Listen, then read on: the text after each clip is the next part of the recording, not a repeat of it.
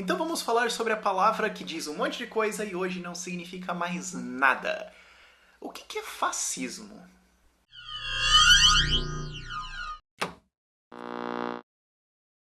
Fascismo é o tipo de insulto que você pode jogar pra qualquer lado assim que cola. É tipo ketchup, você pode pôr que fica bom. Não importa no que você põe, fica bom. Só que, que porcaria é essa? Você pode falar, a polícia é fascista, o governo é fascista, o Putin é fascista, os Estados Unidos são fascistas, eu sou fascista, você é fascista, esse vídeo é fascista, essa caneta é fascista. Ah!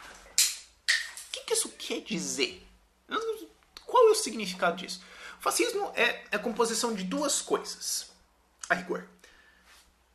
Apelo ao coletivismo, a filosofia do nós contra o indivíduo, e controle estatal indireto da economia. Se você tem esses dois, você tem fascismo. Claro, você tem sabores diferentes de fascismo, assim como você tem sabores diferentes de hambúrguer. Agora, hambúrguer é o quê? Pão, carne, queijo, pão. Você pode colocar umas coisas ali no meio, mas continua sendo um hambúrguer e tem gente que vai discordar comigo ainda no pão. E tem os vegetarianos. Mas enfim. De maneira geral, é isso. Você tem apelo ao coletivismo e controle estatal indireto da economia. Se você tem esses dois, pode falar que é fascista, tudo bem. O que significam essas duas coisas? É basicamente o resto do vídeo e conforme eu vou falando, você vai pensando umas coisas meio... Primeiro, coletivismo. Fascismo não vem de face, de rosto. Às vezes as pessoas acham isso. Não. Fascismo vem de fasci. Fascis. O que era o fascis? Era uma coisa lá do Império Romano, que era a ideia de... Sabe esse gravetinho? Você pega e pensa um gravetinho aqui, ó. Imagina. Esse gravetinho aqui é você, é o indivíduo. O gravetinho, ó, é fraco, ele quebra. Eles falavam isso pro exército. Ó, esse aqui é o soldado. O soldado leva uma facada, come um negócio errado, fica 3 dias de diarreia. É fraco. Agora, se nós juntamos todos esses palitinhos, se nós juntamos todas essas madeirinhas, não dá pra quebrar. Porque elas juntas são mais fortes.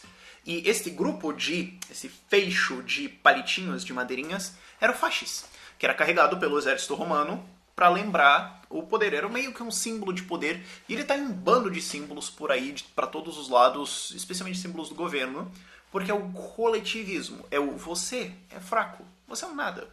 Você pode até ser um egoísta, você é um câncer, você é um problema. Você é nada, você tem que pensar no coletivo. Porque quando você se junta, o coletivo é forte. E isso aparece no discurso, isso é o coletivismo. O coletivismo é pai do fascismo e pai do socialismo. São irmãos ali. Até porque o socialismo é só um tropeço do fascismo. Porque o que é o socialismo? Apelo ao coletivismo e controle estatal direto da economia. É um tropecinho ali. É 2 canetadas, você está num regime socialista. Agora, o que é esse coletivismo? Onde que você encontra esse discurso? O pai dele, mais assim formal, foi o Otto von Bismarck, que também é o pai da ideia da saúde estatal. Por que ele criou isso? Só para subornar a população. Porque daí iam dar mais poder para ele. Essa ideia de dar coisas de graça para a população para ganhar poder já é meio velha. Bismarck inventou isso. Mas o Mussolini também reavivou essa ideia durante umas crises italianas que rolaram lá após a Revolução Russa, após a Primeira Guerra Mundial, porque o Mussolini era só um folgado bandido que queria poder.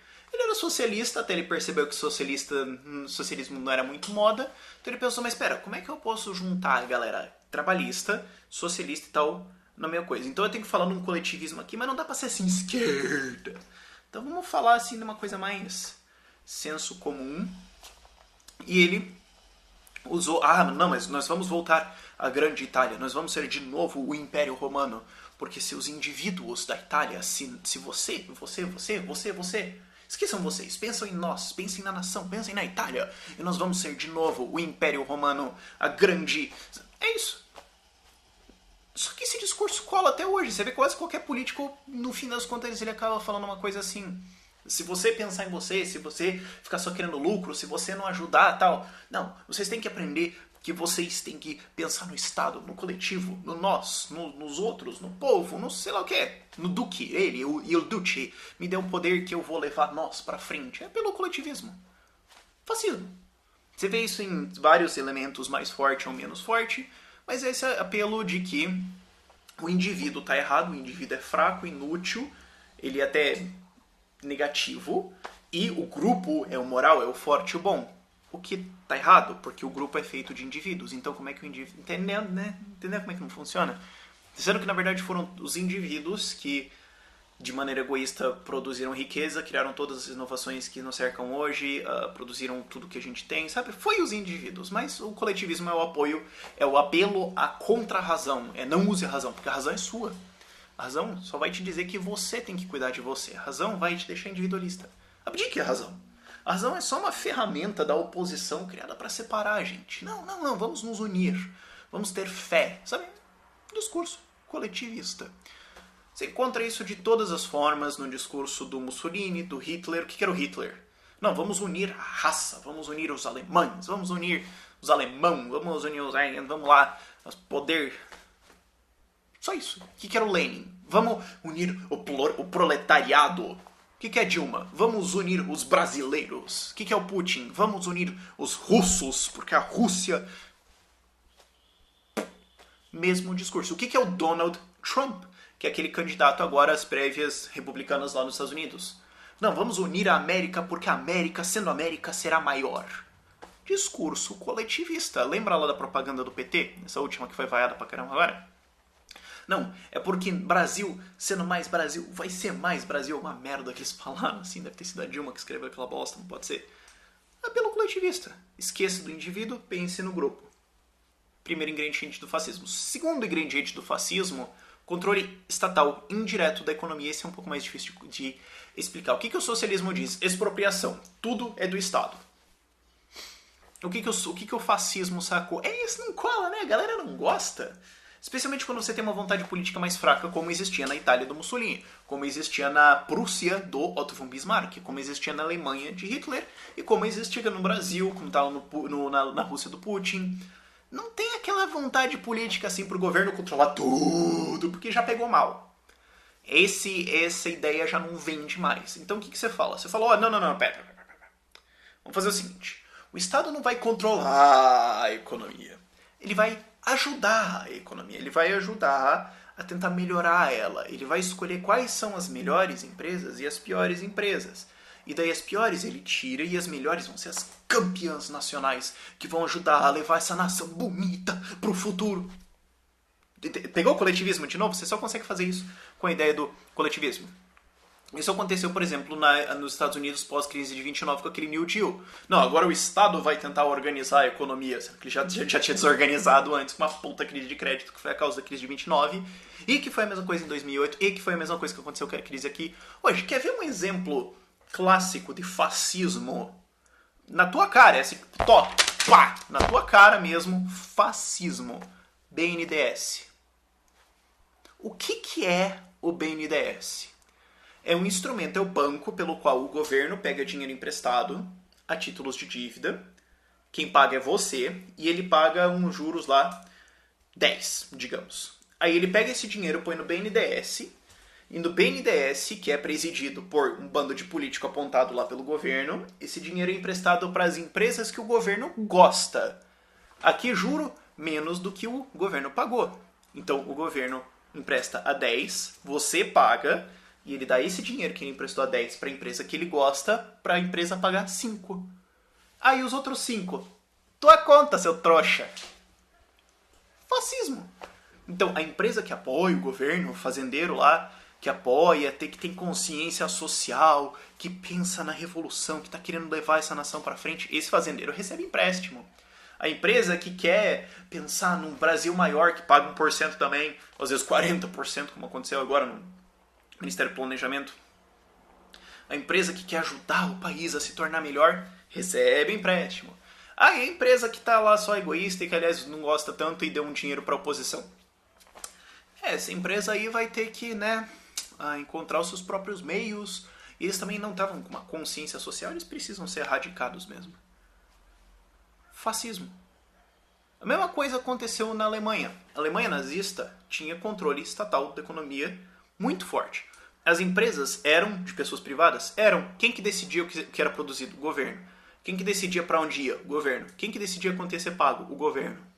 Aí o dono recebia uns trocos lá e ficava quieto. Se não gostasse, eles matavam ele e colocavam outro. Controle estatal indireto da economia. Quer ver outro exemplo? Getúlio Vargas, nosso ídolo fascista que criou a CLT para te ajudar, porque ele pensou em você, Porque no coletivo nós somos mais fortes. Pegou? Pegou? Todo mundo se fode, mas o país está ganhando? A ideia da CLT. Getúlio Vargas criou a Petrobras, porque aí o Estado vai cuidar do petróleo, o Estado vai usar esta riqueza da nação que foi dada a nós por Deus e vai usar isso para levar todos para fascismo. Itália do Mussolini, controle estatal das empresas. Tem essas empresas que apoiam o regime, é legal. Tem aquela empresa que não apoia o regime. Opa, explodiu, né? Pois é, vocês deviam cuidar desses, sabe? Vocês tinham uma empresa aí que produzia brinquedos, sabe? Empresa, sabe, fábrica que produz brinquedos, às vezes explode. Vocês tinham que ter cuidado disso, não pode, sabe? Opa, acontece, acidentes acontecem. Putz, explodiu 5 fábricas da oposição. Nossa, a oposição não cuida mesmo das fábricas deles, né? Ai, que coisa chata. Controle estatal indireto da economia. Acontece de novo, em maior ou menor grau, mas é um ingrediente muito importante para esta receita deste bolo estatal que se chama fascismo. Às vezes a gente pensa que ele vai ser meio descarado, mas eles estão tomando umas formas agora mais diferentinhas que é, às vezes, um pouco... Ah, eu não tinha pensado que... a Rússia é uma coisa meio escancarada disso hoje. O regime socialista, o regime comunista, socialista, sei lá, estatista, caiu, porque aparentemente socialista fala, não, aquele não conta. Não, União de Repúblicas Socialistas do... Não era socialismo. Mas tinha no nome. Não sei, pra eles não conta. Mas enfim, caiu o troço lá. Passou, trocou o governo, chegou o Putin. O que o Putin fez? Bom, tem esses caras que pegaram as empresas, né? A gente pega as empresas de volta. E as que a gente não consegue, os donos, assim, viram amigo do Putin. E os caras que não são amigo do Putin perdem as empresas. E daí concentra tudo ao redor do governo. Ele tem os amiguinhos dele lá.